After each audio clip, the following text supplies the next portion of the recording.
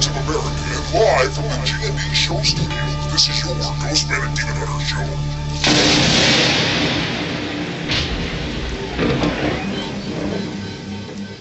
Doesn't that sound exciting to you?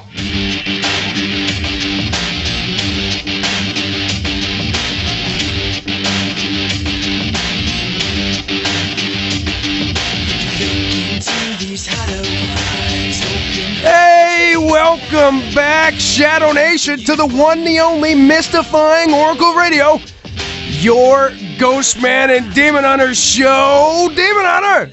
That would be me. What's going on, buddy? Ah, you know me, just the same old thing I always do. Yes, same old Tune in thing. every Sunday night to the Ghostman and Demon Hunter show, like everyone should. That's what you do, huh? Yeah. Welcome back, world. You're welcome. Special thanks to all our homes, all our sponsors, Stitcher, Smart Radio, Planet Paranormal, Action Audio Apps. Hey, are you listening? They want to know, so check them out at actionaudioapps.com and 102.7 FM The Hog. Thanks for being so cool, everybody. Hey, I got that out while our music was playing.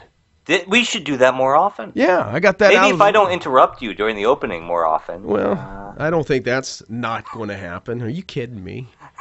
Are you kidding me? That's I'm what not you interrupting do. you, so Yeah, I so must not. What's going down? There's a lot of big news going down here, Demon Hunter, with the aliens. Have you heard that aliens are coming? I did not hear. Uh-huh. Who told you aliens were coming? Well, there's a lot of stuff on Facebook, so it's got to be true. Oh, if it's on Facebook, it must be true. Yeah. Do you hear about this new thing? They came up with a. I know you've seen it. They have a new womb. Science has come out with a new womb, like a woman's womb, and they're breeding sheep in it and stuff like that. So they're talking about the Matrix is going to be the next step up here. So now all we have to do is like stick the virtual reality plug in the back of their brain, and we can have sheep thinking they're on the farm when they're actually in the womb. See, absolutely. I mean, who doesn't want a homegrown sheep or an artificial sheep? Wouldn't it be artificial technically? Well, technically it's made of natural fiber.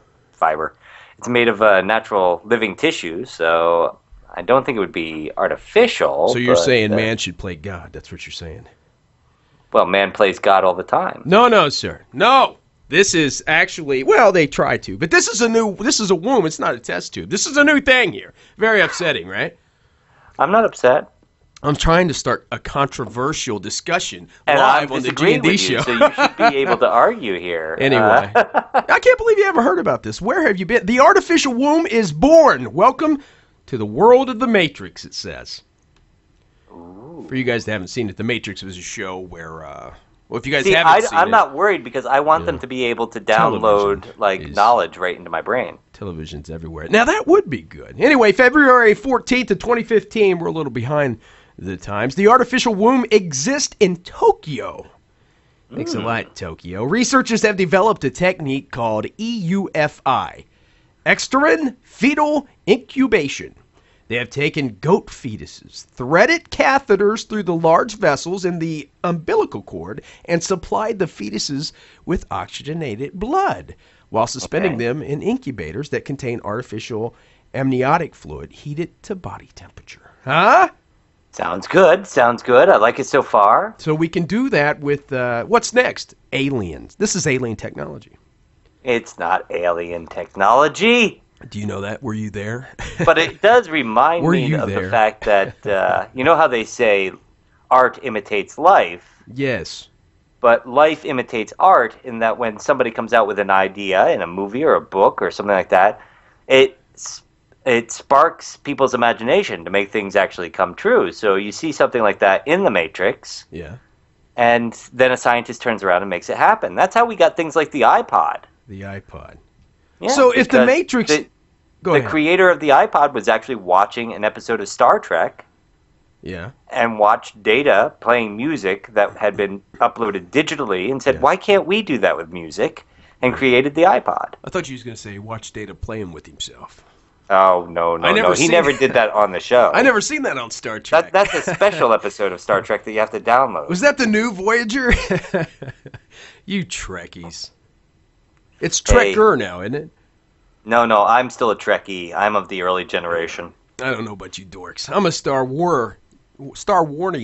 I don't know. Star Warnian? Star Wardian? Something like that. Does that mean you're just covered with hair and walk around going, "Arr"? That's it, Chewbacca. Walking beast. Anyway, guys, that's a big story this week.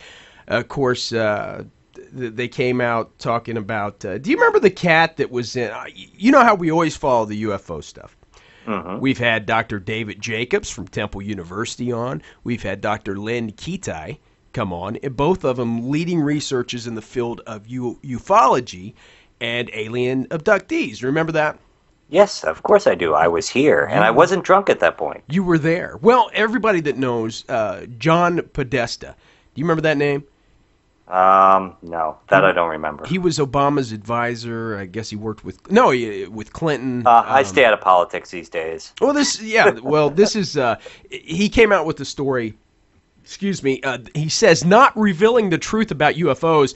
John Podesta's top regret on leaving the White House. He stepped down, I guess, from his job. Okay, yes. Now I do remember John Podesta. February 14th. Are you ready for it? I'm ready. Tell me. Show me. You're ready for this. February 14th. Give it to me, baby. Give it to me. February 14th. Hey, that's right. Happy Valentine's Day, guys. Happy Valentine's Day. I was waiting for you to get the references. Hope everybody got it yesterday. Got a happy Valentine. February 14th, 2015, John Podesta, former senior advisor to Barack Obama, former chief of staff to Bill Clinton, and future chair of Hillary Clinton's presidential campaign. Yeah, isn't that amazing? All of a sudden, he's the future chair of Hillary Clinton's presidential campaign. Yeah, well, who would have thought that would happen? Nobody expected her to run for president, really. I don't know, but he's offering some reflections on his most recent stint in the White House. Number one on the list, aliens. You know, the ufology community is going nuts because this is a, official of the White House that has stepped forward and said that he wants these blacklists to come to light to the public. The American people can handle it. Podesta was out of the big-time politics game briefly early in Bush years and lent his considerable prestige to the coalition pushing the oddball cause of greater disclosure of federal information about UFOs. Okay. Yeah. Soon afterwards, he founded the Center for American Progress, Demon Hunter, which quickly emerged as a key pillar of center-left infrastructure in Washington. I worked for a while with the CAP and can testify that while there were a lot of in-house jokes about Podesta and the UFOs, including an alien-themed holiday party one December. There was approximately zero institutional effort expanded on the cause. The cause. But in a personal capacity, Podesta continued to lend a hand. He participated in a couple of UFO-themed TV shows and wrote the foreword to a book about UFOs that was published in 2010. Then he went back to the White House, apparently, where once again there was no progress on the UFO disclosure front. And it's genuinely too bad. As a former chief of staff, Podesta presumably has had access to highly classified information and knows what he's talking about when he says the public deserves to know, Demon Hunter, what's in these files. I kind of see this as a campaign ploy. Mm-hmm. I know you and I tend to shy away from politics, but let me just say right now, I see this as a campaign ploy. I see it as a fact that there is, of course, a fringe group that seriously wants to know everything that the UF government. UF government? No. That's what we're talking about. The UF government. United States of Aliens. UFOs and government got mixed in my head there. Yes. The U.S. government. U.S. And United States. Proud to be American. He's got that fringe group, like right there. But in general, people want to know about secrets. Yeah. If there's a secret, you want to know. If you're on the playground and your friends are running around going, I've got a secret, you want to know what the heck they're talking about. Well, you would think. So here he is saying, I think the American public has a right to know, and I'm going to be a chair on the Hillary Clinton campaign. Yeah. So right now I'm saying, if you want to know these secrets, Hillary Clinton's got to get elected. Yes. So I think this is just a ploy to push for Hillary Clinton in the future. I think if Podesta was here, he would tell you...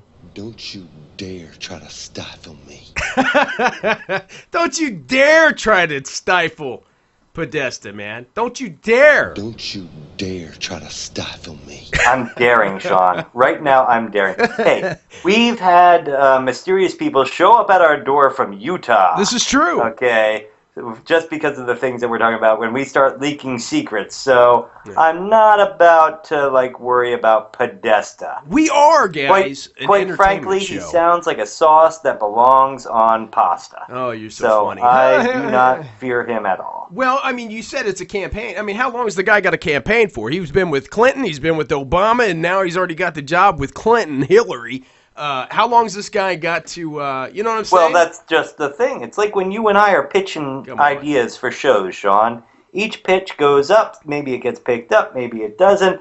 And then you go right on to the next one because that's how you make your living. Yeah. That's what he's doing right now. He's making a living, and he's trying to confuse the American public and get the thought into their head in advance that they should vote for Hillary Clinton, which I disagree with personally. That's just my personal feelings. But you don't get into politics. And I'm not going to go into my reasons because we don't talk that side of politics here. But I'm saying this is all just a pitch to get into the Americans' head early on that if Hillary is elected, he'll release secrets. And he's not going to release anything that he's not allowed, that he doesn't have control over. It's not going to happen. So don't fall for it, people. Yeah, don't do it, people.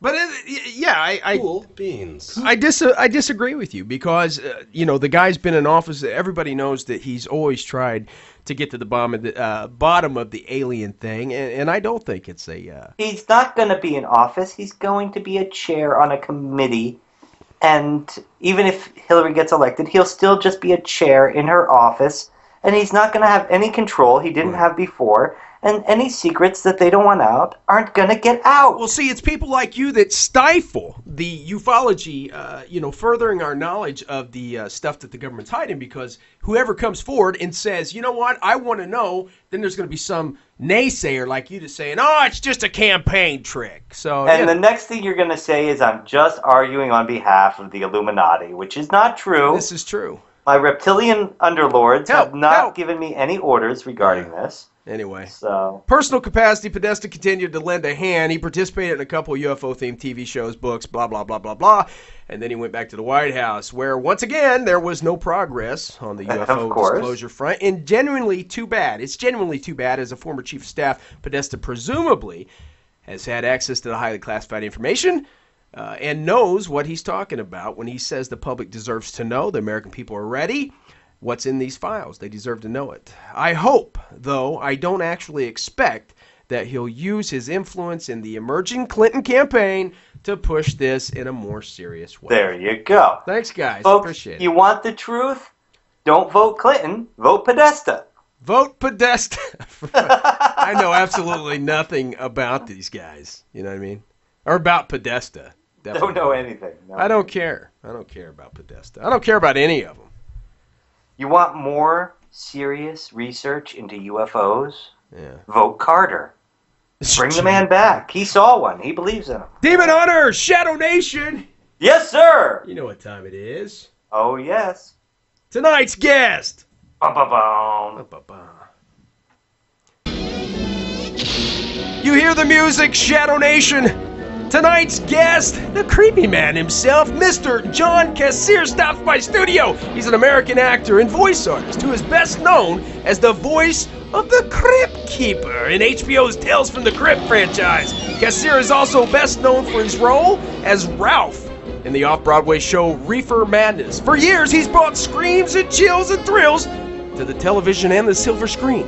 Tonight, we go behind the scenes behind the scenes of an American legend, John Kassir, the Crypt Keeper, in studio. It's a big one, Demon Hunter. I am looking forward to this like you can't believe. Are you looking forward to it? I hope so. John Kassir, everybody, the Crypt Keeper, in-house. Get ready. Here it goes. Here it comes. Get ready, Shadow Nation. It's going to be in You just can't find the button to turn off the music, can you? No, I just turned off the music. No, he's going to come by. John's awesome. He's an awesome guy. Can't wait to have him in studio. What a cool guy. He's done so much work on the Looney Tunes. We got to talk to him before the show a little bit. I've definitely got some Disney questions to ask him because I've noticed some Disney influences there. Yeah, and one thing we pride ourselves on, guys, is we do our research with our guests, and we try to ask questions that others don't, which is hard to do, Nathan. Yeah, it is because it's hard to do. First of all, you get a feeling for the guest by researching them, and anything that you can find, probably somebody else might have asked about. So now you got to go listen to other people's interviews and just scratch out questions that they've asked. Yeah, but we don't do that, do we? No, never. We would never do that. We never listen to other people's interviews because they're boring. Yeah, but when we had, last week, we had the Smoking Man from the X-Files on. What a great guest, huh? Oh, my gosh, and what a great guy. Yeah, amazing, man. Amazing guy. Williams, Mr. Williams was just out of this world. I got to talk to him a little. We both did after the show. And I just had people come up to me after that show saying, you made me want to go back and watch the X-Files all over again. Yeah, and you know what? Beginning to end. What got me is we started going in. There's been a lot of talk here lately about the possibility of the X-Files coming back. True that. And a lot of people want to know, and there's a lot of things out there, and I don't know if he was jerking our chain or not, but he wholeheartedly... He leaked some stuff there, Sean. Huh? He leaked some inside information there. I did. What inside information? Will they have to go back and listen to the archives? Yeah, well, everybody will, yeah. Yeah, well, everybody will have to go back and listen again, folks. We need the numbers. Yeah, you guys will have to... You guys have to check that out. William Davis last week from the X-Files. Wow, what a great guy. Yeah. Yeah. We get some humdingers. Woohoo! We get some humdingers on this show. But, yeah, anyway, we covered the alien conspiracy thing. And you really think that's just a campaign? I think that is... Okay. When you go out and you try and promote yourself for an election, yeah, you look at the largest groups that are going to vote. Uh-huh. That's why there are groups that focus on seniors, because seniors vote. I mean, I don't know if you've ever noticed this, but if you stop by the election booth, there's usually about a line of 90 people in front of you, and 3/4 of them are seniors. There to vote and get the free cup of coffee. Yeah. And it's, I'm not joking, folks. I'm approaching my senior level myself, so I think that free cup of coffee is a really good thing. Yeah. But, so you look for these groups, and then you focus on the fringe groups. Yeah. I think he's actually looking at this as, this is not a fringe group. Because there are so many people who already believe in UFOs and want the answers, but in general, like I said earlier, people want secrets. Yes. That's why they watch reality television. Yeah. Because they think they're going to see the secret lives of these people. Yeah. As though these people don't realize somebody's following them with a camera 24/7. No, we don't know anything about that. No, we've never noticed Scotty, when people are following us with a camera, Sean. No. But that's why people watch this stuff. They want the inside scoop, and he's tickling their fancy as we speak, trying to get people's hackles up right now. Yeah. But the fact of the matter is, like I said, he has no control. Yeah. He was in the same seat he's talking about in the past. And he didn't release any information then, it's not going to happen. Right. And my Illuminati masters did not tell me to say that. Well, yeah, you're controlled by the Illuminati. Everybody knows the Masons, the history, so we know. Hey, Obama not Antichrist, newspaper correction notes. Did you hear about this? He's not the Antichrist. Oops! Says no one can... wait, no one can say this. The Lexington Dispatch commitment... to accuracy. The North Carolina newspaper reportedly published the following correction. Shadow Nation, here we go. He's not the Antichrist, get it right? Which the Houston Chronicle called one of the nuttiest corrections of the year. This happened last week. The correction says, Boyd Thomas, his letter Saturday contained an error in the headline. This is the article they ran. It contained a error in the headline. He does not believe President Obama is the Antichrist. Okay, here's my question. If he's correcting his error, does he have proof that Obama is not the Antichrist, or did he accidentally say that Obama was the Antichrist, and now he's saying he doesn't have proof? Exactly, Nathan. There you go. That is Go. that is terrible journalism. Have we investigated that he is, in fact, not the Antichrist? Wait, I hear a black helicopter outside the studio. Anyway, President Obama's, he does not believe, I almost did it again. We were going to have to type up a amendment here. President Obama is not the Antichrist, who will come after 7 kings. According to Revelation, he thinks Obama could be the 7th king. Oh. Yeah. Boyd Thomas' letter Saturday contained the error. He's the 7th king. Oddly enough, Obama recently received a ring that can turn him invisible. Yeah. And the original title was "Is Obama the Antichrist?" It's pretty. I wonder if he read that. I wonder if he goes, "Oh shoot." They found out. Yeah, that's true. Since I was raised in the Christian community, and I started out in Bible schools and stuff like that, and I remember when we would go to church. Man, every year was the Antichrist. Every president, every mayor, every governor. I mean, it was just, he's the Antichrist. I mean, I guess you can't go wrong. You look at the president's position, and the president allows his actual position and his terms allow him that time frame that would make him a perfect Antichrist. Any president who sits in office. A president is elected. He brings 3.5 years of wealth and prosperity. People re-elect him 3.5 years later. At the beginning of that 3.5 years, things start to go bad, and now you're looking at the tribulation. Yes, this is interesting. Years. So the presidency allows a time frame that would be a perfect Antichrist. Yes. Well, I mean, if you're going to say each president's the Antichrist, how can you go wrong? If you believe in the Antichrist, because sooner or later you're going to pick a winner. I mean, geez, Pete, man, we could be the Antichrist. You never know. We could be. That'd be very interesting. Yeah.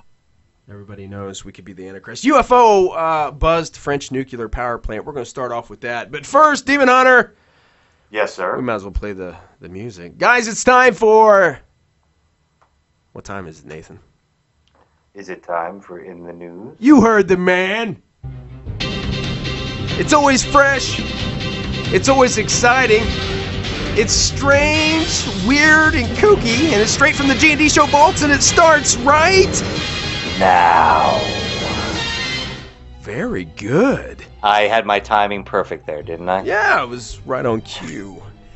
Now, folks, please remember that the Ghostman and Demon Hunter in the News is weird news. News Sean and I pick right out of the paper because we like the titles.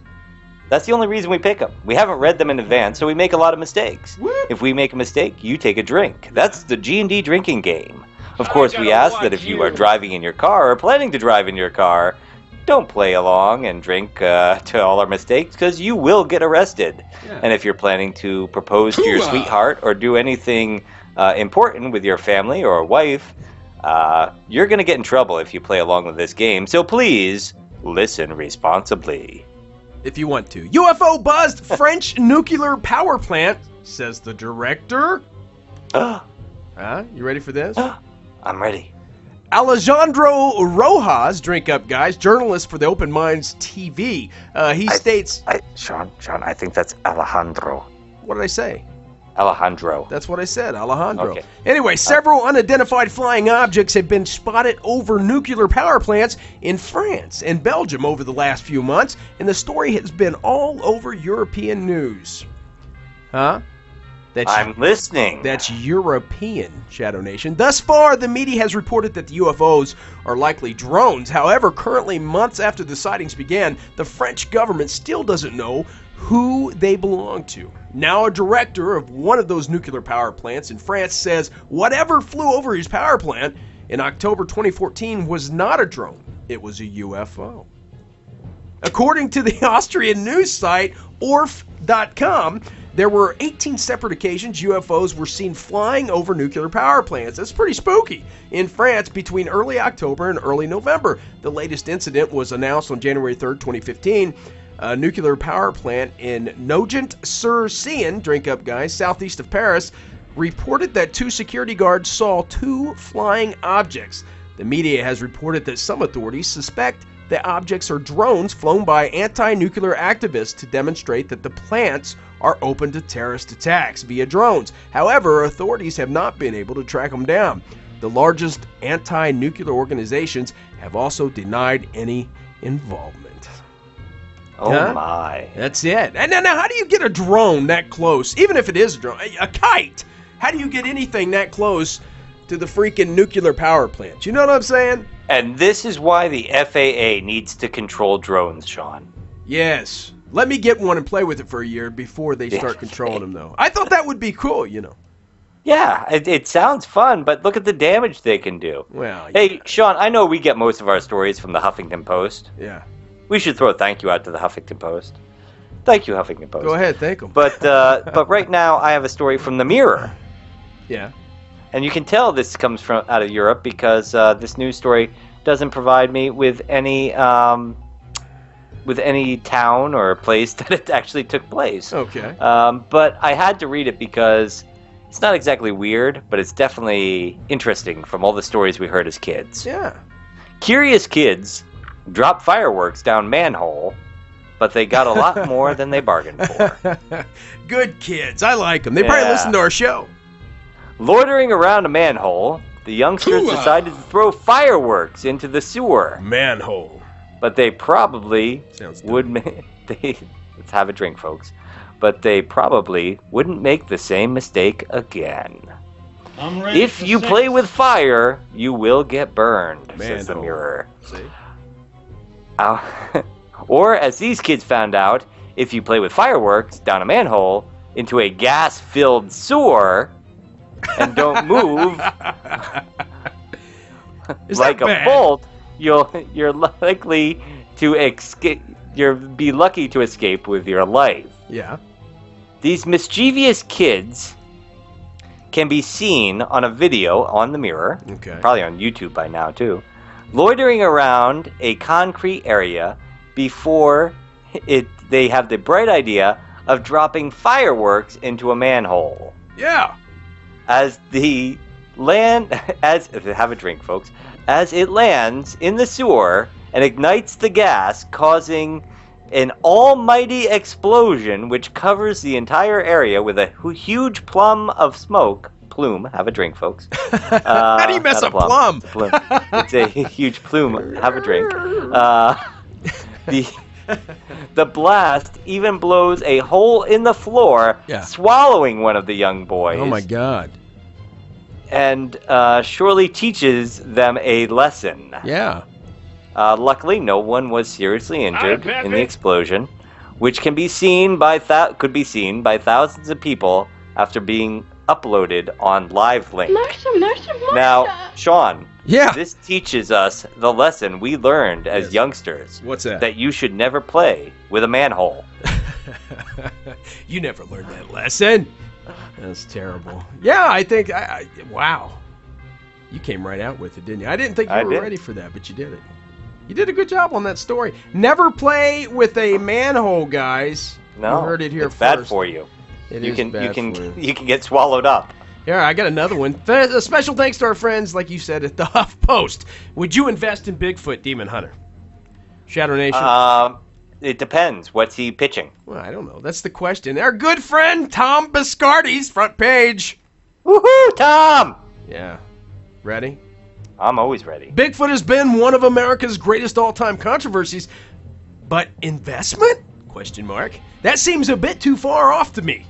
But, just in case you are, in Fox Mulder's lingo, a true believer, this might just be in your financial plan of the year. Carmen Tom Biscardi, a man shrouded in controversy in Sasquatch realm. There are people who admire and respect him, and there are those who think that he's making a joke out of the whole Bigfoot agenda. What do you think? No. There are also those that... I don't think Tom would ever make a joke of Bigfoot. No, absolutely. Tom's cool. There are also those that think that he shouldn't waste his time hunting a creature that doesn't exist. But that's only a matter of public opinion. It is what he plans on doing now. That is the subject of this article. His latest Bigfoot project investments aims at raising US $3 million in currency money, which will be primarily invested on DVDs and high-budget education movies. But that's not it. What are we going to do? A school public announcement type? Ladies and gentlemen, today your Bigfoot level warning is at 3. Yeah. The Bigfoot level warning is at 3. Please keep an eye out for Bigfoot. The Bigfoot level is at 3. Hi, little Johnny. You might know me from such films as Boggy Creek, The Swamp Thing. And what left that print in my backyard?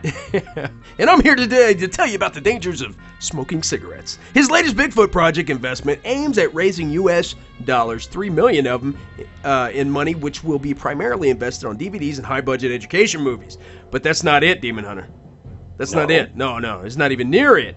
There's also an ambitious 113 a year for Bigfoot, 113,000 a year for Bigfoot researchers and hunting expeditions. Their goal, as per the official filings with the Securities and Exchange Commission, is to capture the creature known as Bigfoot. It is ambitious, not just the 3 million part. More ambitious than that is what they claim to be doing with the money. Since almost a century, many have tried to hunt down that creature known as Bigfoot, end quote. But I won't say that anyone has succeeded. Those who have been fortunate enough to catch a glimpse of the creature have been thrown into a mud pit of criticism and controversy. So I'll say that it is ambitious. That's Kathy Boyle, president of the Chaplain Hill Advisor. This is what she's got to say about it. This would be the kind of thing where if you believed in Bigfoot, or you thought there really was a Bigfoot, and you actually had some money to burn and wanted to play with this, then go for it, she says. Thanks, Kathy. Yeah. If you guys got the 113,000, just laying around, go ahead and make a donation. What makes it worse, Mr. Biscardi hasn't exactly been known for making accurate, risk-free claims. You're getting dinged! You're getting dinged. Remember that? Oh, yeah. The refrigerated Bigfoot. They're tearing you up, man. Mr. Biscardi hasn't exactly been known for making accurate, risk-free claims about Bigfoot in the past. In 2008, of course, he held a news conference in Palo Alto, California, to detail his examination of what he said was the carcass of a male Bigfoot. You remember this, Demon Hunter? I do remember that. We had him on the show not long after that. Yeah, and he explained what happened, and of course, 7 feet, we won't 7 go any inches. further than that. If you want to know the truth of what happened, listen to our show. Go back to the archives, guys. 9 years of them. 7 feet, 7 inches tall was the carcass in the fully frozen refrigerator with that in there. Because that's what I'd spend my $50,000 on. Yeah, well, you're not him. The Bigfoot found by 2 men in Georgia turned out to be a rubber gorilla costume stuffed with animal parts and outfitted with a set of teeth that may have been bovine in origin. There you go. Or they said bovine, but let's remember there was like a head of a pig and stuff in there too. So I say go for it, Tom. Knock your socks off, brother. I have complete faith in Tom. Yes. So I'm the first to say I support Tom's decision. I don't have any extra money to send him right now, but if you have a few extra million lying around, this is a fun project. Sure, go ahead. Wonder if you got tax exempt status on that. I don't know. Hey, did you hear about this crazy chick? I was reading this week. Manson's fiance only wanted to buy his corpse. You hear about this? Charlie Manson, right? Yeah, she's only interested in his body. Yeah, only interested. Oh, zing, zing. Anyway, I got to read this because it's so stupid. Charles Manson's in the headlines way too much anyway for a serial murderer from the 60s or whatever. Anyway, author Daniel Simmons claimed that Charles Manson's much younger fiance only wants to marry him so she can put his corpse on display and charge people to see the infamous cult leader's dead body has been widely reported in the recent days. But what has received far less attention is where Simone author of the upcoming book, The Retrial of Charles Manson, learned about Manson's fiance's intentions. Patooey. In an interview with the Huffington Post, Simone said the information originated with Frank Ricard, an inmate. You can't drink. That's it. Ricard. I wonder if wasn't he the commander of the Star Trek Enterprise? Frank Ricard. No, he was not. Make it so. An inmate who has a cell near Manson's at California Concord State Have a Prison. drink. Yeah, drink up, guys. Simone collaborated on his book, and writer Heidi Jordan Lee, who Simone says communicated with Ricard via letters. In a letter that Ricard, I just like saying that, sent to Lay, which Simone provided to Huffington Post, the inmate said he overheard a conversation in the prison's visiting area between Manson's fiancée, 27-year-old Afton Elaine Burton, and her alleged co-conspirator Craig Hammond. He overheard them talking about their plan to find a way to get control of Manson's body when he passes on. Simone told Huffington Post when they could not persuade Manson to sign a legal document entitling them to his body upon his death, that's when they hatched Plan B. See, this is my feeling that was on to get this. married, yeah. First of all, bravo to the courts. Yes. Because typically, what Manson did would not have gotten him life in prison. People can think of him as a mass murderer, but the fact of the matter is he convinced other people to do his murdering for him, so in today's modern courts, he probably would have gotten off saying the glove don't fit. Uh-huh. But bravo to the courts for actually putting him away for life. Well, yeah, he's an idiot. Yes. But Secondly, in today's world, idiots get all the headlines.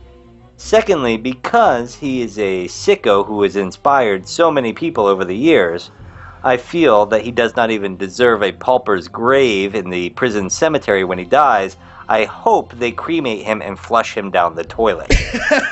With the big turd. Yes. Yeah, right where he needs to go. Okay, Nathan, what else do you got?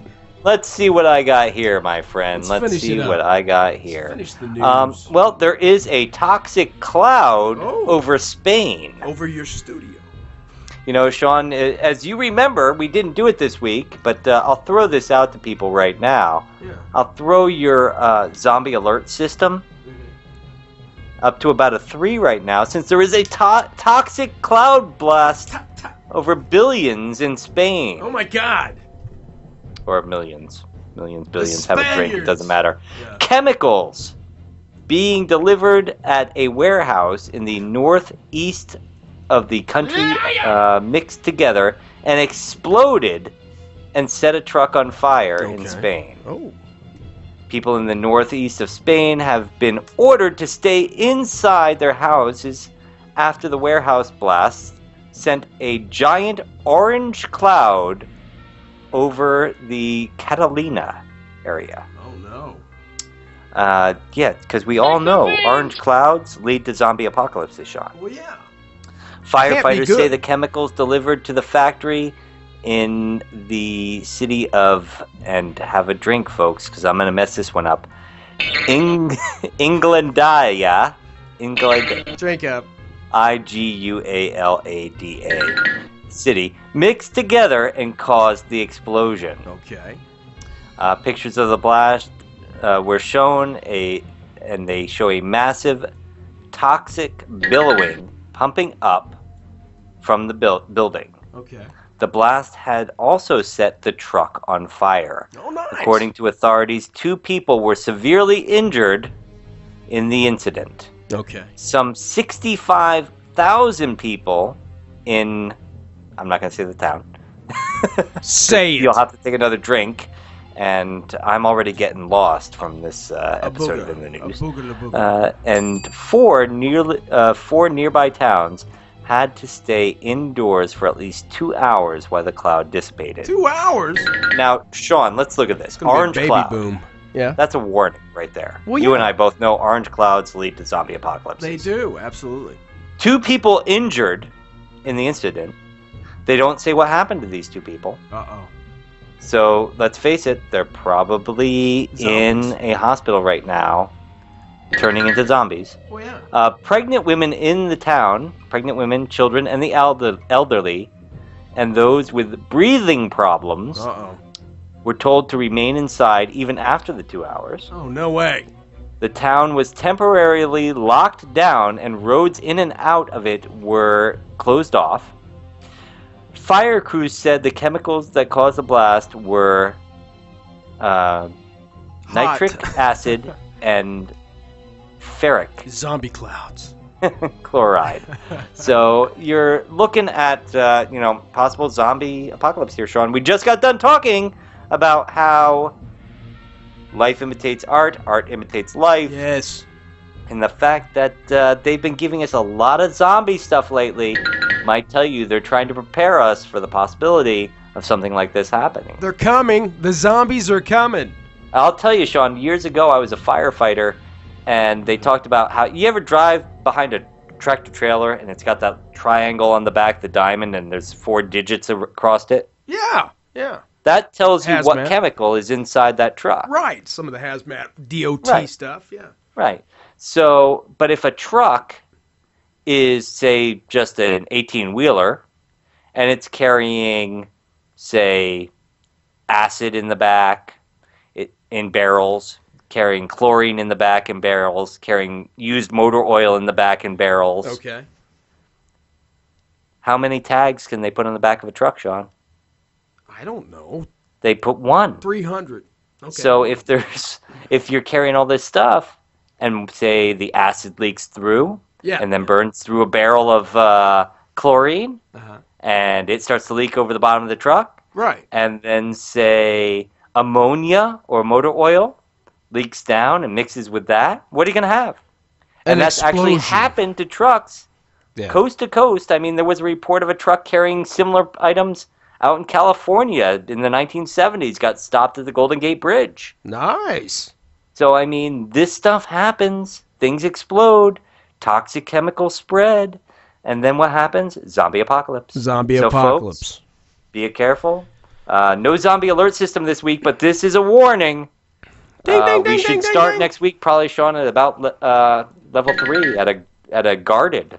Ding, at ding, least. ding. Yeah, I think we should. Absolutely. Start at Guarded next week. We have to bring the zombie alert system back, Nathan. People need us, Sean. We do this to support our listeners. They do. So that they are the ones who survive That's when it. this happens. Anyway, that was G&D Show in the news, guys. In Each the week news. we do that. Hey, I wanted to cover this before we go into Rot Talk. Okay. Yeah, and it was off of the news topic. It's 13 since Friday was Friday the 13th, right? It was. I hope everyone hugged their black cat. Yeah, everybody hug your kitty. 13 superstitions that still scare the bejesus out of us. Okay. All right. This week marks the arrival of the first Friday the 13th of 2015. For many of us, even the mention of this unlucky day brings a quiver of anxiety. I messed that up a little bit, didn't I? Anxiety. Yep. We say it's hoo-ha. I have a friend who crashed a car on Friday the 13th. I mean, come on. Yeah. Just on Friday, crashed the car. Oh, nice. A little voice. Is he okay? She's okay, yeah. Well, good. A little voice in us whispers, what if? Superstitions retain surprising power today. Next time you're in a hotel, gaze at the elevator buttons. Chances are you'll find no 13th floor. Some surgeons won't operate on days they associate with bad luck and weddings. From carrying the bride over the threshold on donning a bridesmaid dress, nearly every nuptial rite is rooted in age-old superstition. Do you know that, Demon Hunter? I did know that. You know it. Superstitions are more than persistent irrationality. Am I not the most superstitious person you know? Of course I know that. Yeah, you're one of them. They connect us to our ancient ancestors and traditions. Here are history's 13 most enduring superstitions. Are you ready? I am already. Breaking a mirror. Oh, I hate that. Comes from a lot of, but you hear that, but you don't know where it comes from. The ancient Romans believed that if human life renewed itself in 7-year cycles, mirroring the cycles of the moon, because a reflection was considered someone's magical likeness or soul, it followed that if the reflected image got shattered, so did the next 7 years of a person's health. Well, doesn't that make sense? Don't you know, like most people know, that your body regenerates itself, and every 7 years your body has totally changed its biochemistry? Yes, from the skin cells and everything. Knock on wood. And even Rome knew that, so there you go. See, they were smart. So there was some kind of things to the all the old tales have something, like the old boil the root in the water. People thought it was hokey pokey, but it Don't eat pork. There was trichinosis. There you go. See, there you go. Knock on wood. Knocking on the wood for good luck is one of history's most enduring superstitions. It comes from thousands of years of mythology, folklore, and religious belief that trees were sacred. There you go. Leading to later knowledge about the cross with Jesus. So, There you go. Walking under a ladder. Everyone knows that walking under a ladder is supposed to bring bad luck. Shadow Nation. The ancient Egyptians. Never understood that one. I don't do it, but I never understood it. You didn't? No? Go ahead and tell me. I don't either. But the ancient Egyptians believed that a ladder perched against a wall created a sacred triangle, and to walk beneath it disrupted its spiritual energies. See, I don't... I can understand the reasoning, but I'm just not that worried about that one. Early Christians avoided the underside of the ladders due to the depictions of a ladder propped against the Holy Cross. Some believe the devil lurked at the bottom. Huh? Okay. Spilling salt. You know about this one? Oh, yes. Yeah, for thousands of years, salt has been an object of magic and superstition. In the ancient world, salt was a preservative for food and for mummification, giving it the connection to immortality. In the European Middle Ages, village dwellers left a line of salt outside their doors, believing that witches would be compelled to count every grain before entering. Do you have to count every one, Nathan? To this day, Sean, you know when you're at a restaurant like McDonald's and they give you the little tiny packet of salt? Yeah.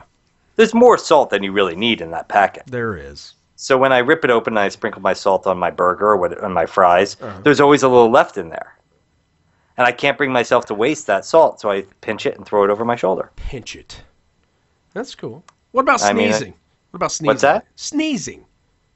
Oh, the God bless you. Please go on. I don't know about this one either. It's rare to encounter someone who won't follow up a sneeze with a quick God bless you. This practice... But unfortunately, not a lot of people say thank you when you say it. It's just wrong. You don't think so?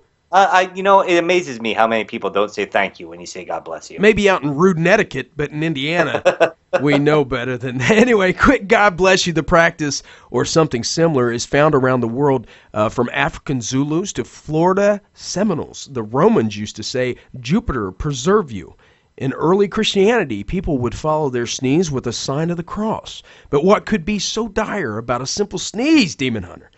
I don't know. Please tell me. That it requires a holy blessing. Egyptians, Greeks, and Romans believed that the soul lived in the form of our breath, and a sneeze could expel the soul from the body. Throughout the plague years in Europe, sneezing was a grave omen. Hence the expression, nothing to sneeze all. Nothing to sneeze at, yes. Yeah. When referring to a serious matter, all the wariness around sneezing foresaw what a modern medicine would eventually prove, that the innocent sneeze spreads communicable diseases.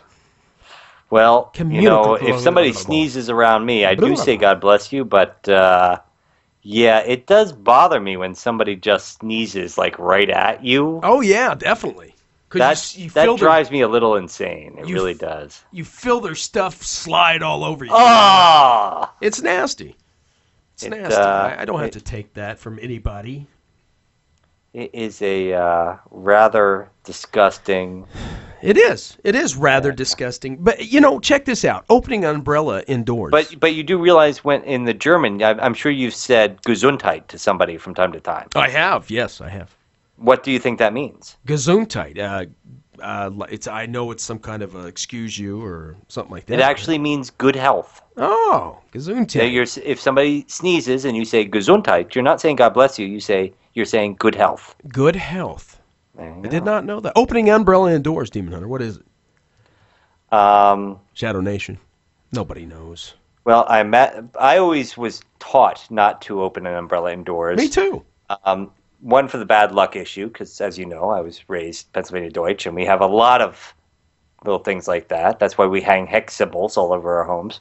But I honestly, for me, I always just thought somebody's going to poke an eye out. If you, yeah, that could happen. Yeah. Anyway, dozens of superstitions surround the ordinary umbrella, both indoors and out. As with many modern conveniences, the umbrella was once a rare luxury owned by royalty. from Persia to ancient China. They didn't use it to block the rain, but as protection from the sun's rays, which some believe contain invasive spirits. Many people still shudder at opening an umbrella indoors. Some believe that bad juju is expelled when an umbrella springs open inside a room. Juju, that name sounds familiar. Yeah, but this it says this taboo has more practical origin. The first rain umbrellas were very large and tightly sprung. To release such a contraption indoors could cause very real bad luck. Think of all the Victorian lamps, faces, and baubles that met a eyeballs that were knocked out. Right, exactly. Horseshoes.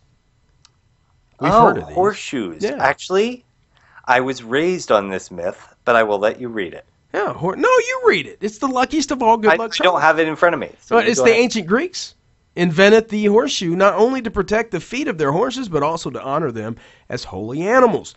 To the Greeks, the horseshoe's design was sacred. The U shape was associated with the crescent moon, historically seen as a symbol of fertility, new beginnings, and good fortune. See, that's your forte. You know a lot of mythology in Greek and women riding bunny rabbits and stuff like that.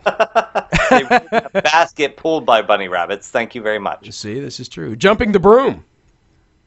Well, you didn't go into the rest of the horseshoe. Well, I was just, it's the crescent shape held the mystical significance that cultures spanning the Egyptians, Babylonians, Hindus, and the Celts incorporated it into architecture, statues, depictions of gods, and began agricultural festivals on the appearance of new crescent moon. Hanging a horseshoe outside one's home dates back to the plague years in Europe when it was believed to ward off illness. The practice stuck, and golden horseshoes appear on homes and businesses around the world. And one of the biggest things I got in trouble for as a child was hanging a horseshoe upside down. Really? Yeah. As a little kid, I hung a horseshoe upside down over our door, and I got yelled at because all the luck would leak out of the horseshoe. Oh, my God. I didn't know there was a top on it, like a soda pop. Yep, you had to hang it with the points facing up, because if you hung it upside down, all the luck would leak out. Well, that's just crazy talk. Jumping the broom. Number 8. There we go. Today, the African-American expression jumping the broom means getting married. But it comes from an old custom that the newlyweds literally jump over a broom to prove that one of them is not an evil double. Have you ever heard this?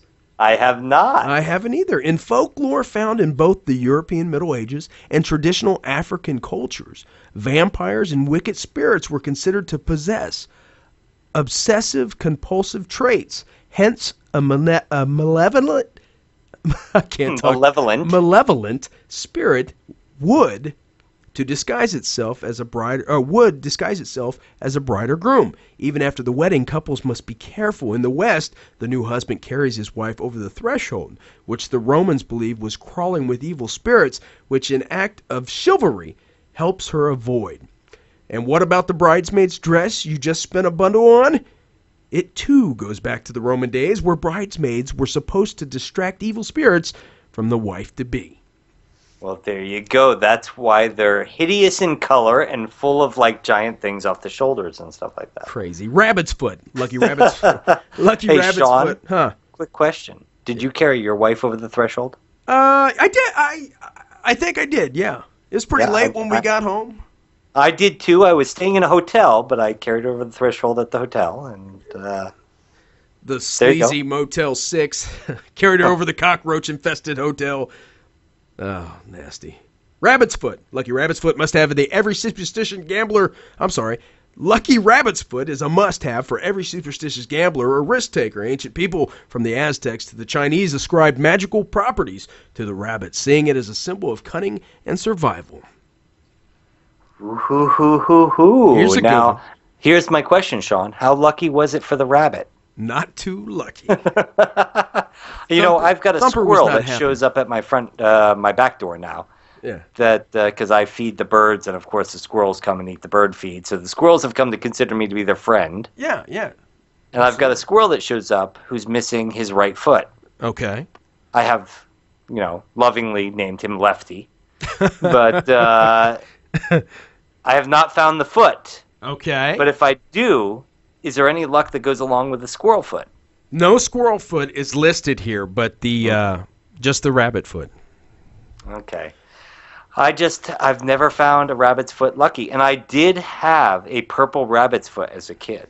I did too. That was a big thing back then. But anyway, Demon Hunter, we're 5 minutes till the break. Wrong side of the bed's one, wearing black. Well, here's the thing, Sean. You got to remember, black cats. Our and guest is 13. calling in this evening, so we can talk until he calls in. Yeah, we can, but I want to take a break. So we can Which is cover fine. this. But we can before cover we take this a break, next week. we have to discuss one more thing. What's that? We have to talk a little rot, Sean. Rot talk. That's not it. That's not it. See, guys, professionalism. You guys hear the music? It's a G&D original for our love of all things Walking Dead. It's Rot Talk, where each week, Rot Talk, each week we cover the last episode and the episode to come of what we think's going to happen this week on The Walking Dead. Nathan, take it away. That's right, folks. This is when Sean and I talk about everything Walking Dead, everything past, present, and possible future, when we discuss what has happened in the last episode and what led up to that, and what we think will happen. So if you don't want to know what's going on, if you haven't watched the last episode, if you're far behind and aren't sure, put your hand over your ears right now and say la la la la la until La, we're la. done, because La. there is no spoiler alert here. La. We're going to have Rot Talk. La la la, la la. I just want to hear my voice light up the... You just want to watch your voice on the little board here. I am. I'm the actually... little green lights that move up and down. That's what I'm you're afraid, looking my friend, we're going out hot.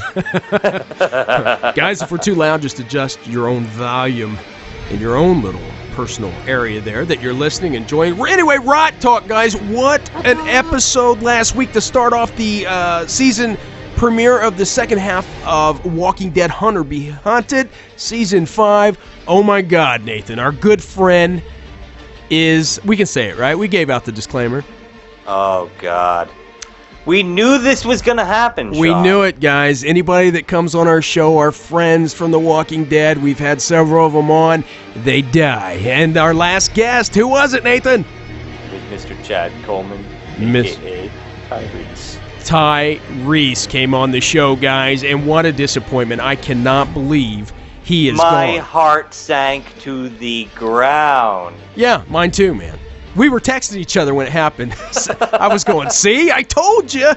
Because last week I had said something like that, and you said, I don't think it's going to happen this soon because we have to get over a certain death, talking about Beth being back-to-back with, Chad and all that stuff. But you know what, Chad? If you haven't gone back, folks, and listened to the Chad Coleman episode, yes, this is the time to do it, because Chad gave us all the hints we needed. He told us, people are going to die you are not expecting. He told us all sorts of things, and you've got to go back and hear that, because, wow. Sean's texting me going, you saw that, didn't you? You know what's going to happen? And I'm like, no, we are not cursed. We do not only get people who are going to die on the G&D show. And then, you know what really upset me, Sean, was Chad went on to Talking Dead, and he said he was going to tell them that we should be on the Talking Dead. And I haven't gotten a phone call yet, have you? No, he was on there for the second time, and we weren't mentioned or haven't got a phone call yet. So we'll see what happens, Nathan. But real quick, we got a minute before the break. What do you think happens tonight on The Walking Dead? Well, obviously, we've gone through 2 dramatic deaths. Uh-huh. Those 2 deaths are leading these people down a path that I'm just not sure about. And I see in Rick, he wants to move. He wants to keep moving, because when something like this happens to you, keeping going is what keeps you going. I mean, he's ready to just get up on the horse and start riding again. That's a reference to the first episode for those of you who weren't watching. First season. But I honestly have a problem with this, because obviously we've seen Michonne wants to stop. But I think Rick has control of the group right now. I think we're going to see a lot of traveling episodes right now. I think we're going to see more zombies. Okay.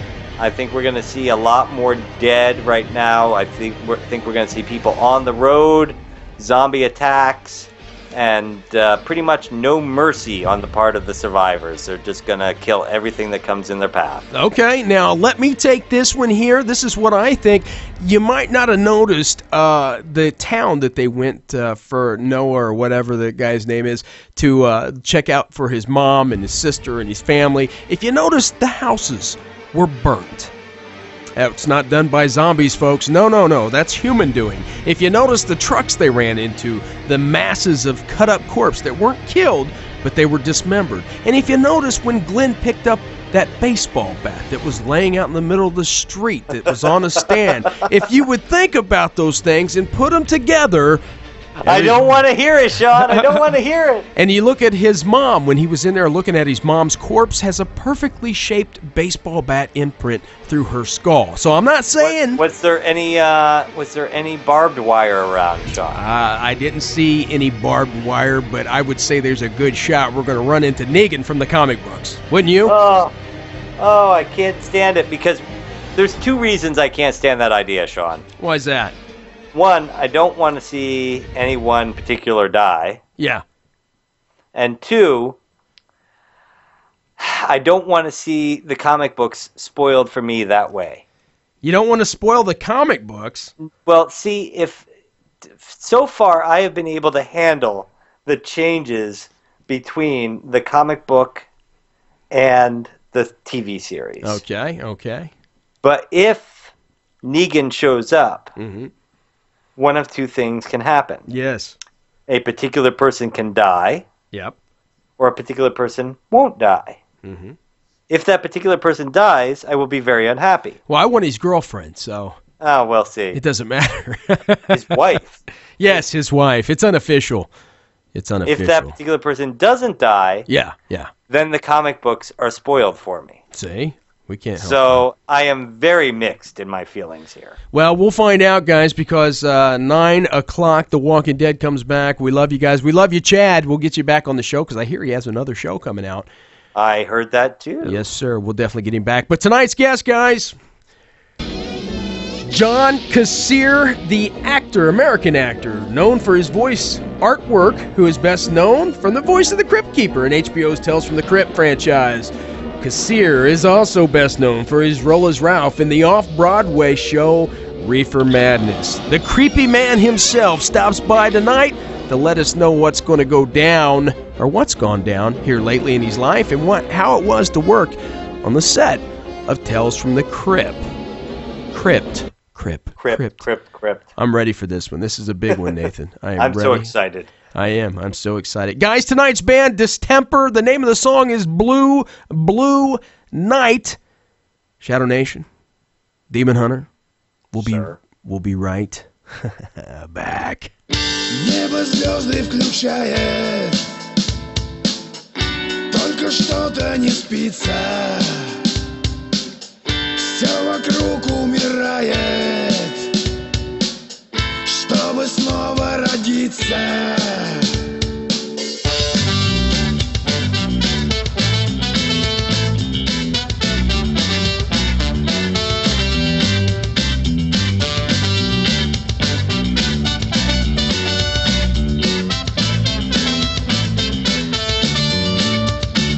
Тысячи военных объектов вычеркнут новейшие карты.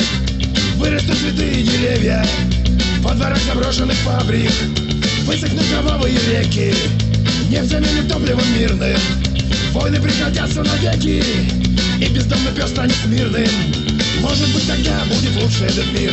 Чистая вода, города без черных дыр. Может, в тот же час небо пальцем надави, выльются на нас потоки счастья и любви. Может быть, тогда будет нечего делить, и про холода можно навсегда забыть. Может быть, тогда на другой конец земли отвезут меня волшебных странствий корабли. Каждый виновен, что мир так устроен. Каждый обязан видеть заразу. Люди микробы, коды со слова, земля пустами, режем сами.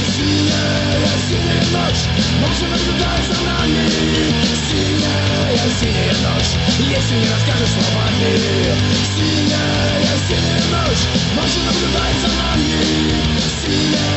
Синяя ночь, если не расскажешь словами.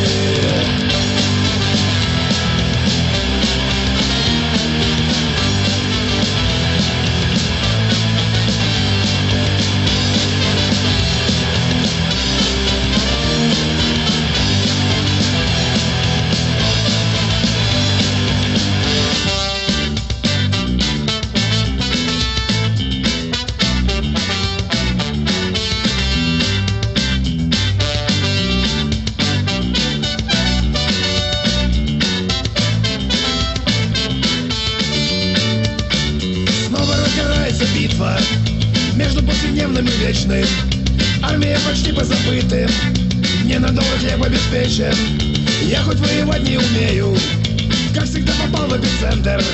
Снова жизнь повесит на шею смету за грехи и проценты. Как бы не хотел, но придется заплатить. Видно, мой удел под обстрелом мирно плыть в океане грез и бодрящего вина, что в ночном веселье утопить свой стресс волна. Как бы не хотел, но придется с этим жить. Я же не успел жизни путь определить. Может, еще раз мне попробуют помочь. Беспробудно синяя ширующая ночь. Каждый виновен, что мир так устроен. Каждый обязан видеть заразу. Люди микробы копятся злоба. Земля пустами режем мы сами. Синяя ночь молча наблюдай за нами. Синяя ночь, если не расскажешь словами. Синяя ночь молча наблюдай за нами. Синяя ночь, если не расскажешь словами.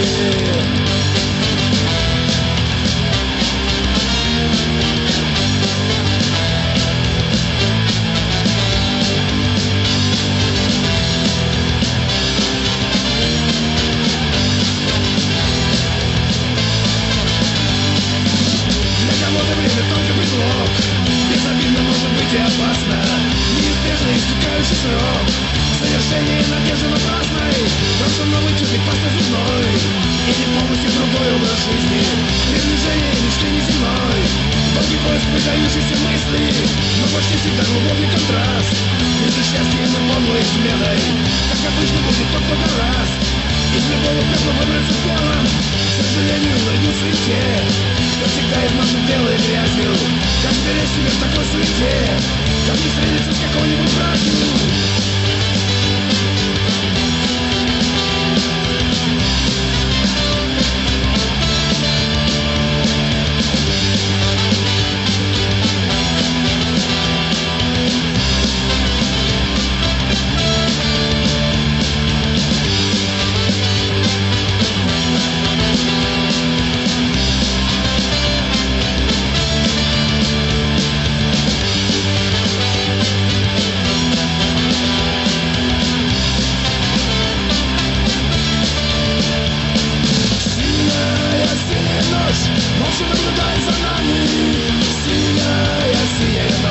Если не расскажешь словами. Синяя ночь, молча наблюдай за нами. Синяя ночь, если не расскажешь словами.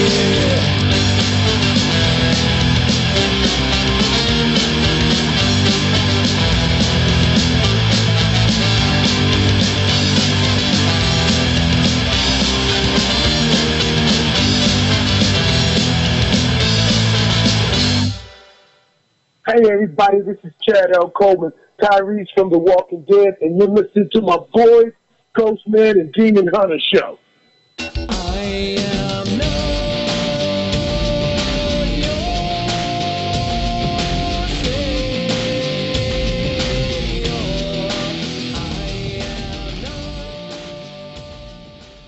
am Shadow Nation to the one, the only mystifying oracle of radio. That's right, your Ghostman and Demon Hunter show. Hey, tonight's guest is an American actor and voice artist who is best known as the voice of the Crypt Keeper in HBO's Tales from the Crypt. Also best known for his role as Ralph in the off-Broadway show Reefer Madness. For years, his work has brought thrills, chills, and laughter to both your television and the silver screen. Shadow Nation, please help us welcome to the studio the King of Creep, Mr. John Kassir. What's going on, John?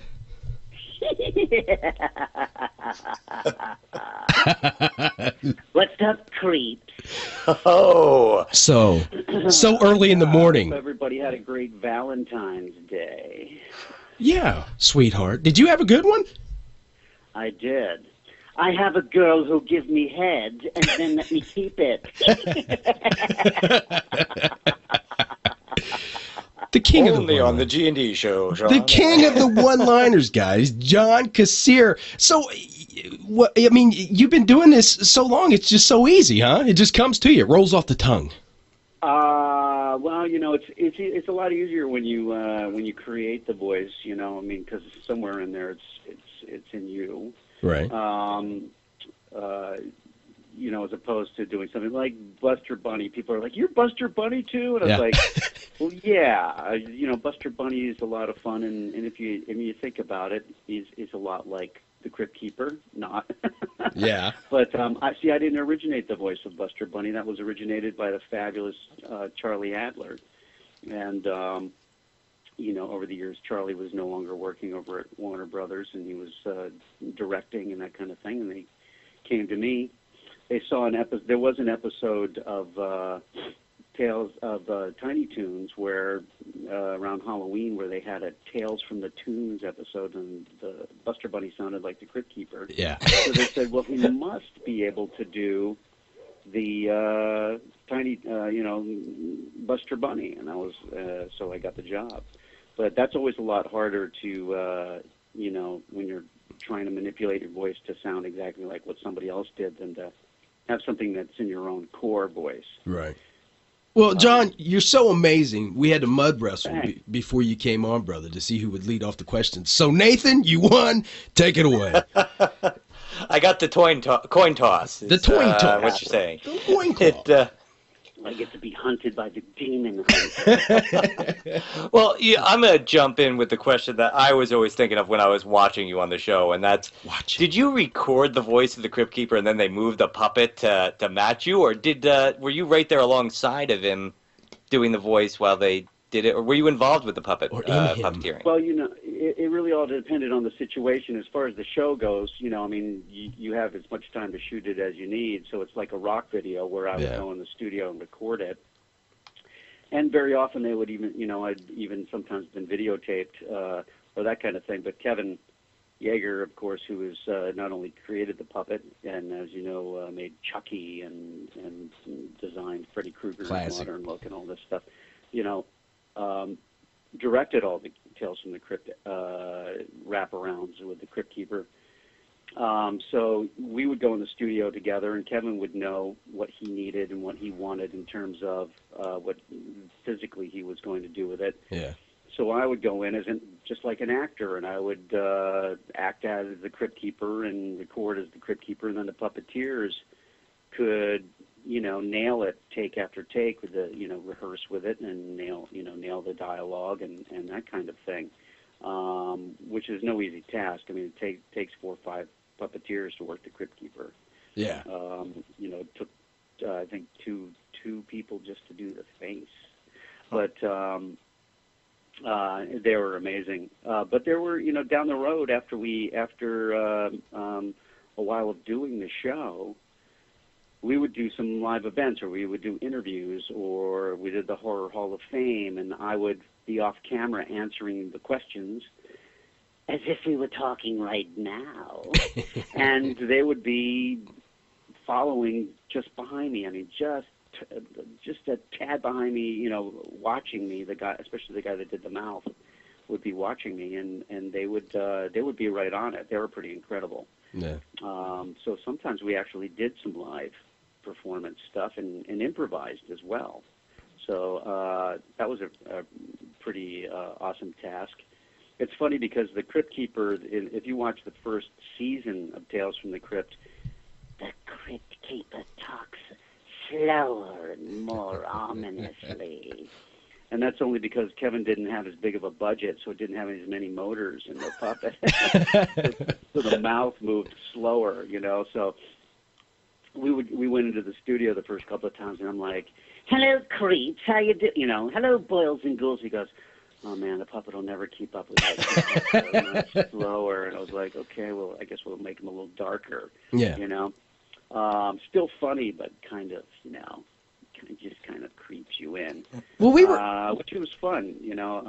And of course, once the show was a hit, they gave him more money to spruce him up and give him some, you know, extra servos and that kind of thing. So we were able to go full tilt with what I had originally auditioned with. And see, that's why we understand completely, because as you learned it when I brought you in, our equipment doesn't keep up with us either. Yeah, we already had problems with having to chat for the hell of it. No, never hear it. No, we're going out. Hey, John, I got to tell you though, you know, we always do our homework for amazing guests like you, all our guests, but you're one of the people. I was born in 1975, grew up on, the late night horror host. Nathan did too. And of course, when I got into my teen years, when I were making out with the chicks on the couch, the Crypt keeper would come on Saturday nights. That would kind of help me out, But, that the Crypt Keeper line. That was it. I got a bone for you. And the girl would go, "Oh, he's so creepy." That's right, he is. Jump into my own. No, but we grew up on this, man. So we did our research. We came up with questions because everybody asks you a lot of the same tired stuff. And you really are a part of the inspiration that created this show and has allowed us here in Middle America to continue it for 9 years. Because the G&D show, we've covered everything strange and weird, from the shows we love to people who, were molested by aliens, or the Wolfman, or a guy that thinks he's. I mean, it's so diverse. We go all over the place, and every once in a while we have a show like this one today, where we have somebody come on that we really admire. And a lot of people don't talk about your childhood, growing up and everything. Now, you were a Baltimore kid from the mean streets of Baltimore. And, that was actually in a rural part, but yeah, go ahead. Well, that's the one thing I've noticed about Baltimore. You can be in a rural part, walk across the street, and wish you weren't in that neighborhood. Yeah, right. Well, I work full-time for an airline. I've been there for like 15 years, and I still have yet. Every time Nate, every time we go into Baltimore Airport, we end up driving down to Gettysburg, because we've always done those little ghost things on the battlefield, but I've never been to Inner Harbor. I've always wanted to go. Now, you've went, Nate. Yes. What do you think about that? Baltimore's a great town. It's a great city. When I was a kid, we literally, lived in the rural part. I walked barefoot down to the reservoir to go fishing, kind of place. Yeah. Baltimore City. People assume because they watch The Wire or something that it's like a gnarly city with a lot of drugs and stuff like that. That's actually like a 2-mile radius block in the entire city. Yeah. And over the years, of course, Baltimore is a very old city compared to most cities in this country, and of course, it was the only working port originally. And of course, Francis Scott Key wrote our Star Spangled Banner while we fought off the British fleet. Otherwise, we'd be talking like this right now. And in fact, the Baltimore accent has a lot of Cockney in it. It has that lazy palate, you know what I'm talking about, man? This guy cracked his head open on the pavement and had to call an ambulance and the police and the whole deal, man. I couldn't believe it. But that's Kathy Bates is using that accent on American Horror. On American Horror Story. Yeah. Or South Philly, which has a similar kind of sound. Well, I don't get to talk to many of you Baltimore people, John, because I'm an Indianapolis Colts fan and I'm an Indy man, and I've been hated by Baltimore since they traded you guys. Well, we've let that go. The Ravens have sparkled for us over the last number of years, and yes. So and who could complain about a team named after an Edgar Allan Poe story? See, but still, that's the thing that gets me about Baltimore.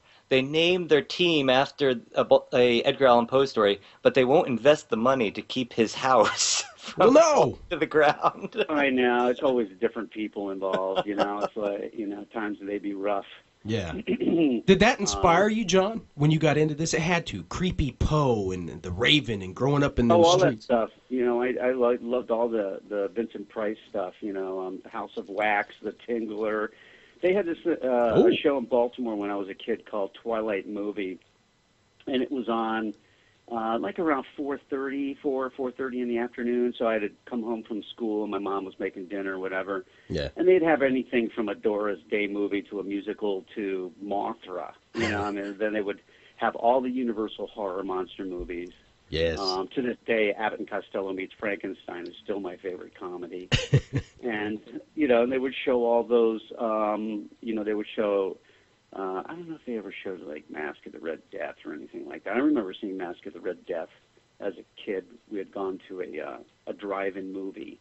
And you know how, like, they show a feature for the family. Yeah. We had five kids in my family, and they show that feature, and then we're supposed to sleep while our parents watch the real movie. So the 5 kids are in the back of the station wagon, fighting over, I can't see, blah, blah, And we went to the drive-in, and everybody, we're in our pajamas in the back of the station wagon. People think we were living out of our car these days, and we're watching the movie, and then everybody else goes to sleep, and I stay awake and watch Mask of the Red Death. Oh. I don't think I was even in grade school yet, and I was like, this is the coolest freaking movie I've ever seen. It still left an impression on me. I recently rewatched it after all these years, and it's still held up for me. It's a little campier than I remember, but it's, you know, I mean, the woman gets branded on her breast with an upside-down cross. You know, it's just like, you know, what kind of imprint did that put on the brain of kids? It's kind of like when I watched the movie The Entity growing up. You know, everybody was so terrified by the chick getting felled up by the invisible man on the bed. And I was just mesmerized that her boobies were moving like that.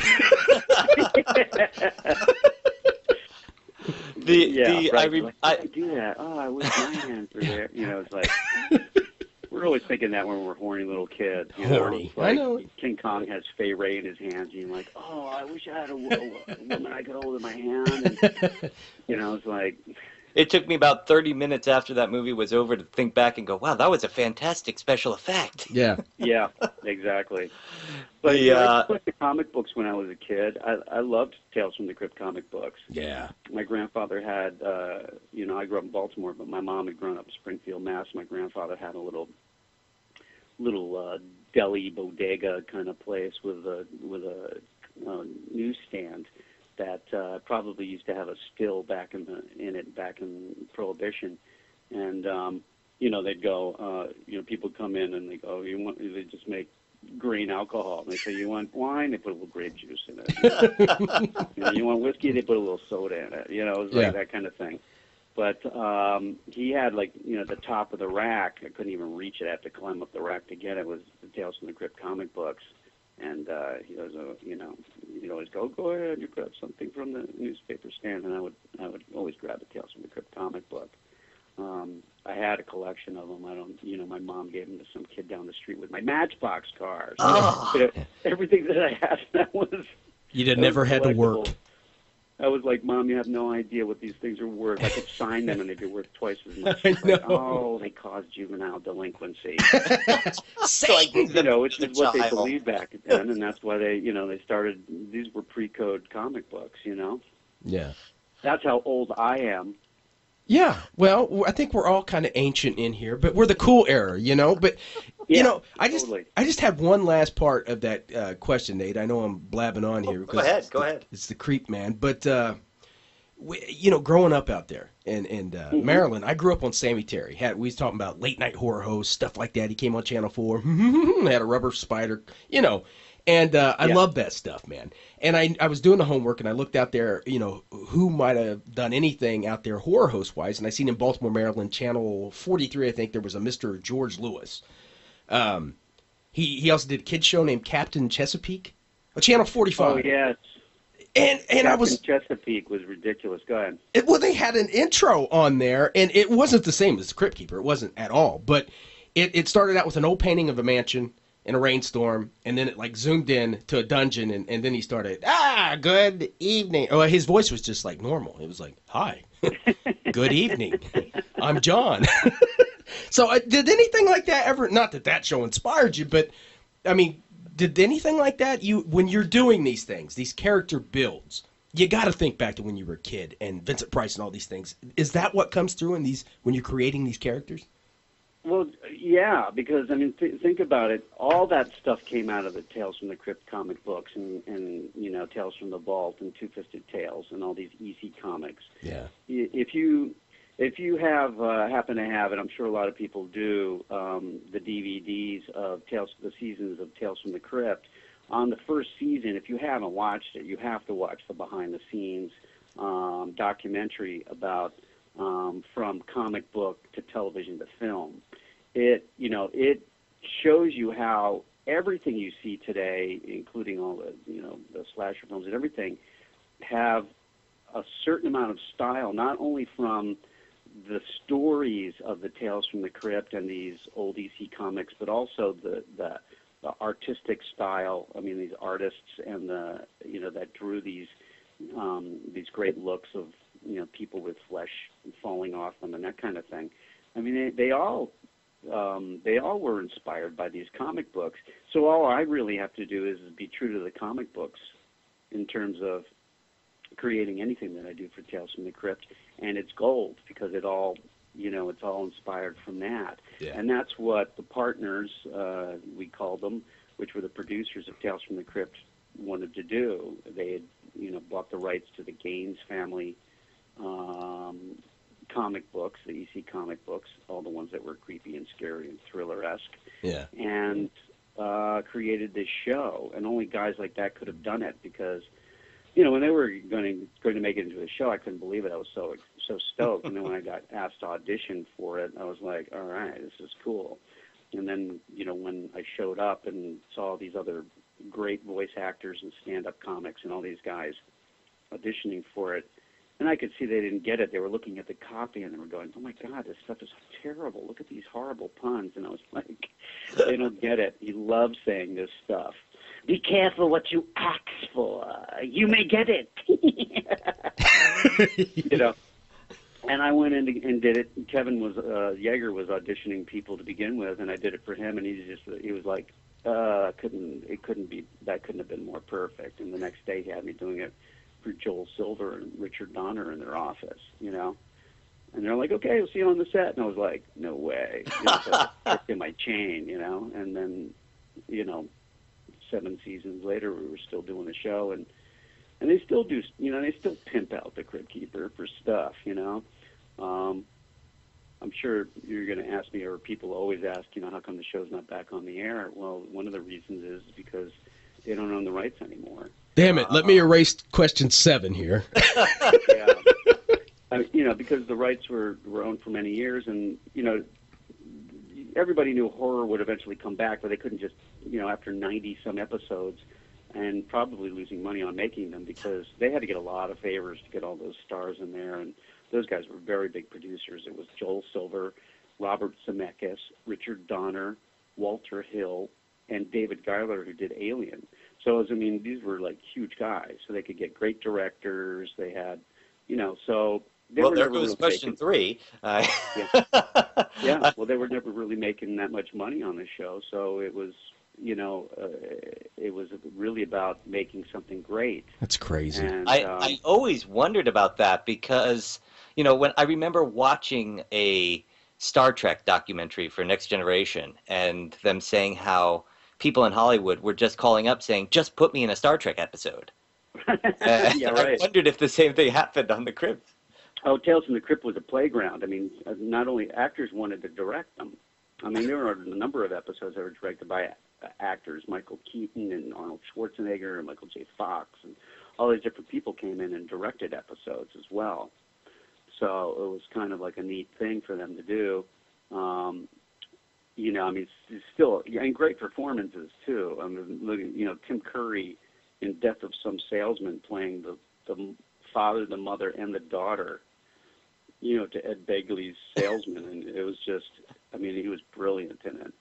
And the last season was kind of an afterthought. Originally, it was supposed to end after the 6th season, and they wound up.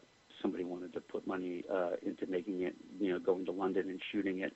And if you look at those episodes, some of them aren't the best episodes, but it's got great actors in it. People we didn't even know existed until we saw them in these Tales from the Crypt episodes. Daniel Craig, Ewan McGregor. All these, a lot of different people that, are now huge stars, were just known in London. They weren't even known here. So it's pretty amazing show. And for them to reproduce it nowadays and not only be hugely expensive, but also, they just don't have the rights to it. They let them lapse, and the Gaines family have licensed it to somebody else, and so nothing has happened with it yet. But it could happen, but it wouldn't include this Crypt Keeper, because this Crypt Keeper was created for these guys, for this show, and so nobody else would have the rights to it. But, maybe he'll reappear as some other kind of creepy dude on some other kind of show, but we can only hope that sometime. He can shock us on New Year's Eve. Yes. Be the new Santa Claus. So, John, here's what happens. Not there. Hey, here's what happens. You grow up in Baltimore, and you go to college. You jump on the bus. You're in Hollywood, baby. What's happening now? What are you doing? I know you went to Star Search, stuff like that. You've been quoted as saying, "Hey man, I'm not a comedian. I'm just playing one." How did you get into all that? Well, I went to New York first. Right out of college, I got my first off-Broadway show. Moved to New York with a bunch of other friends I went to college with. And, we had dreams of, being great theater actors. I had some success at it, but when I found out how little it paid, I made more money street performing in front of the Metropolitan Museum than I did, in any off-Broadway show I ever did. Wow. And after 6 years of having some success, I worked with a comedy group that came out of Baltimore called Animal Crackers, and we were actually pretty popular here in Baltimore. It was kind of like Baltimore's version of Second City, but we did more sketches than improv. We did some improv, but had traveled the world for the USO, doing a couple of tours. Went on a med tour to Spain, Italy, Greece, Turkey. Went to Japan, Korea, the Philippines, Indonesia, Australia, all these different places. Got to see the world doing comedy in sketches, and so I was like, I could maybe dabble a little bit in stand-up, and I was just thinking about doing it when I got a part in an off-Broadway show called Three Guys Naked from the Waist Down, which I know is a very strange title, but and it was about three stand-up comics and their rise into the TV industry, from beat clubs in New York to going on the Carson show and hitting it big.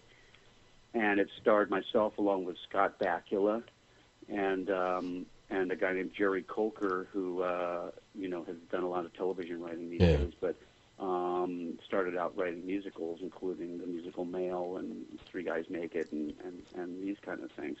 And I played kind of this Andy Kaufman-ish, very dark, suicidal comedian who really his only connection with any kind of reality was through his comedy. And got a lot of accolades for it, and I was approached by a talent scout named Steve Stark, who has gone on to big things, who was working on this new show called Star Search. And they approached me and said, hey, we want to have you on our show. And I said, what, as a singer? And they're like, no, as a stand-up comedian. And I said, well, I'm just playing it as a part in the play. I'm not really a stand-up comic. And he goes, well, you could win $100,000. I was like, oh, frig, I'll do it. I'm a comedian. I'm a comedian, So, I started disassembling some of my sketches and stuff. I had a bit that I used to do all through high school and everything. And one of my first bits was this particular bit where I did, like, the entire Wizard of Oz in 2.5 minutes. I mean, it was originally probably like 12 minutes. I probably got it down to about 5 minutes, but then the show only allowed you 2.5 minutes, and that's what I went on and did. And they were like, oh, this guy's great, So I kept winning and kept having to come back. And I kept having to, and meanwhile I'm doing this show in New York. I'm flying back and forth, and I had to keep coming up with bits and having come from sketch comedy, I'm writing these things as encapsulated 2.5-minute bits. In fact, one of the bits that I did was even a send-up of Tales from the Crypt with an inflatable love doll, which is pretty funny, I was at that point I was already guaranteed a spot in the semifinals, and I was, so I was kind of just going out there and doing really out there stuff. Pressure's off. I still won, so I was, continuing. Wound up getting into the semifinals, beating Rosie O'Donnell, who was completely unknown at the time, in the semifinals, and then Sinbad in the finals, won $100,000, and all of a sudden they're like, oh, by the way, Tom Jones is on the show, and he wants you to open for him in Vegas. And I'm like, I got no fucking act. Yeah. How am I gonna go and open for Tom Jones in Vegas? So I got my ass in the clubs, and I started working up 20 minutes because I had to, as an opening act, and wound up opening for Lou Rawls, and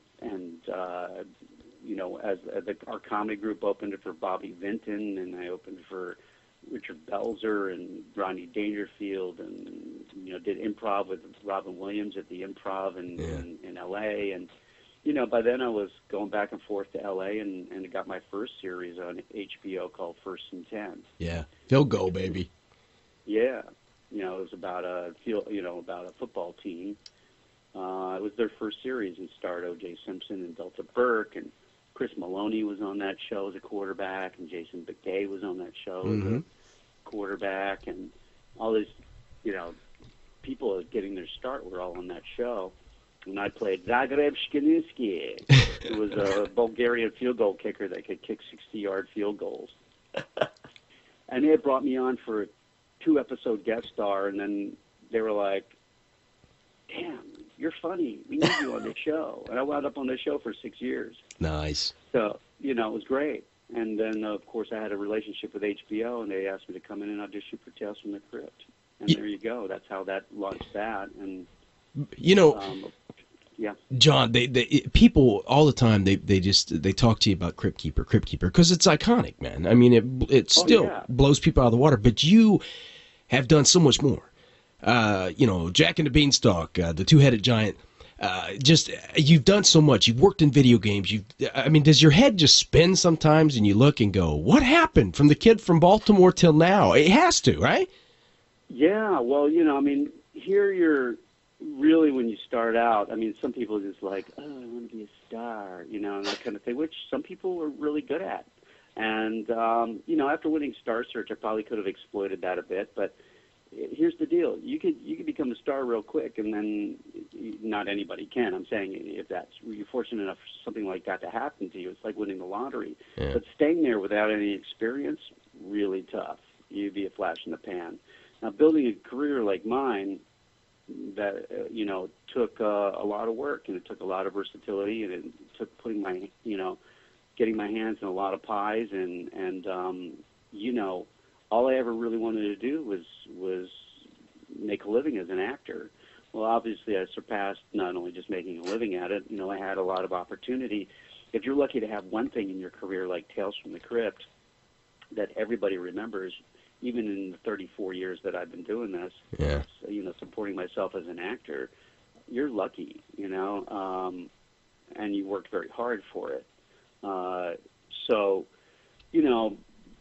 Not everything went down the path that I wanted it to, but I was smart enough to know that this was my lot, and these were opportunities. Everyone that was given to me was an opportunity, and I just enjoy working all the time.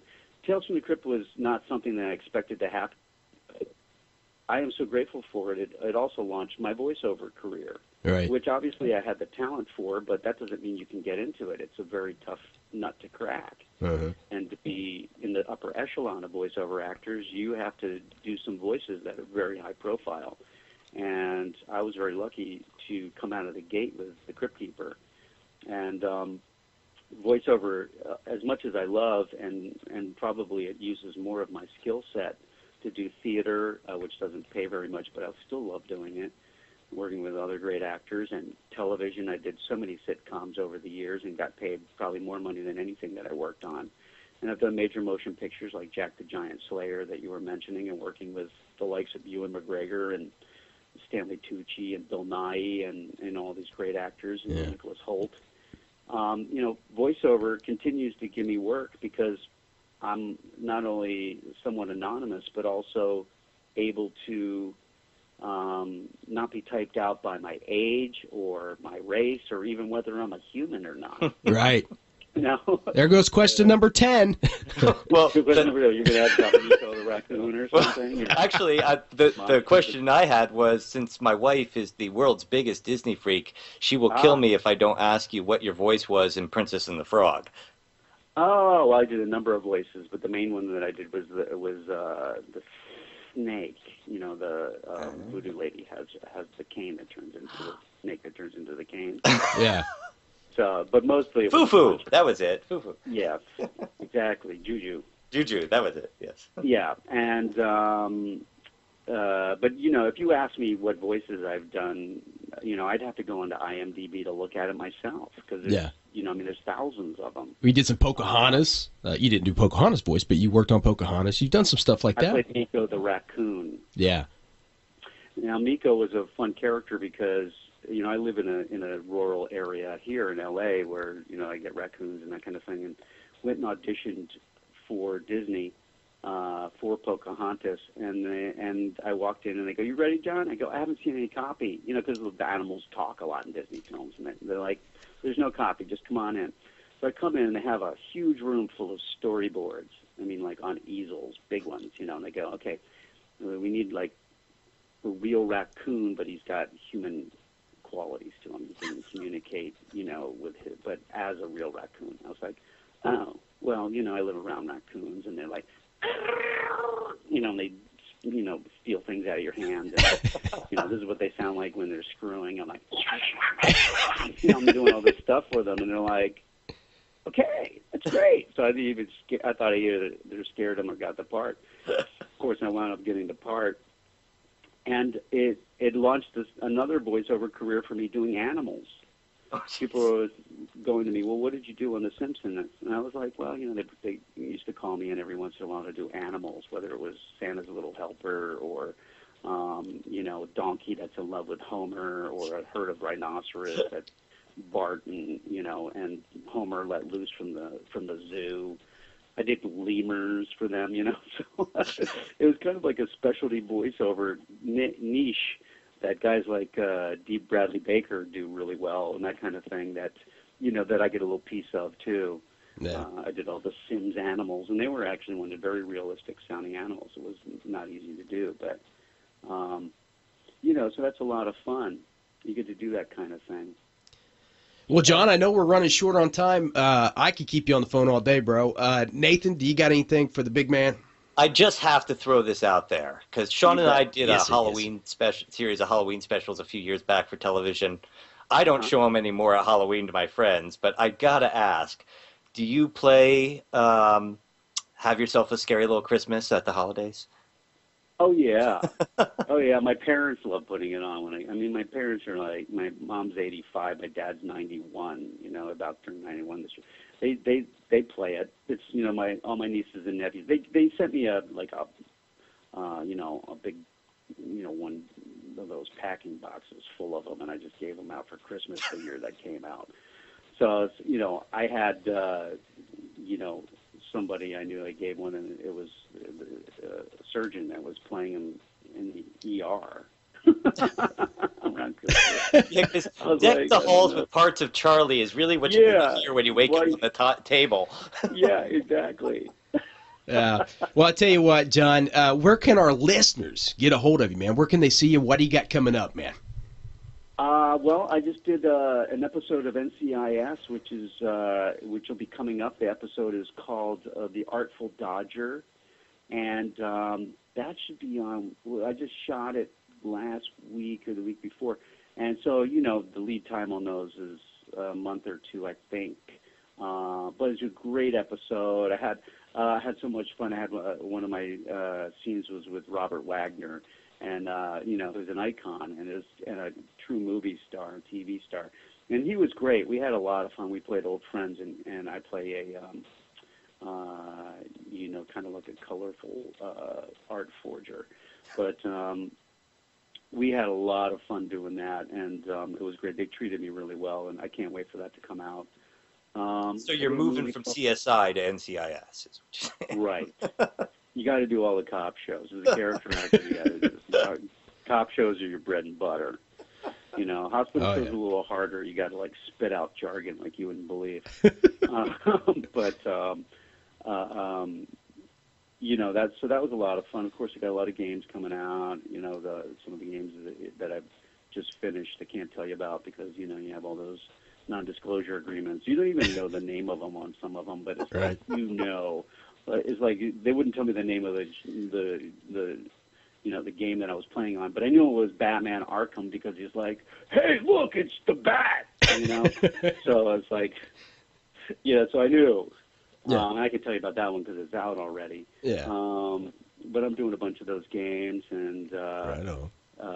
had a great time just recently doing Teenage Mutant Ninja Turtles. They brought in Robert Englund and myself to play the villains, which are giant beavers. Yeah. Which was a lot of fun. And it's already been out, but if you can find it, it's pretty hysterical. You know, we had Mikey Rooker come on, John, right before he went he on. did? Yeah, right before he did Guardians of the Galaxy. He just got killed off Walking Dead, and it was a day before his The Walking Dead video game came out. It flopped real bad, and he told us the night before. I said, "Hey, man, if this sucks, you owe me $50 because I bought it for the kids."